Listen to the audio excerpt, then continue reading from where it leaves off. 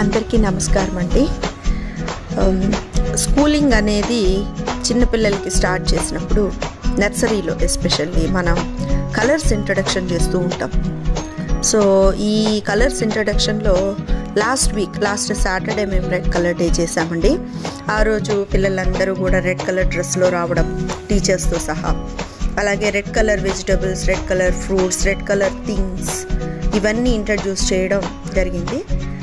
ఆ ఇంట్రొడక్షన్ తర్వాత ఇవాళ దీనికి రీక్యాప్ చేయడానికి గాను ఒక చిన్న వాటర్ టబ్లో అన్ని కలర్ క్యాప్స్ వేసి పిల్లల్ని ఓన్లీ రెడ్ కలర్ క్యాప్స్ మాత్రం ఫిల్టర్ చేసి సపరేట్ చేయమనే యాక్టివిటీ ఈరోజు చేశాము.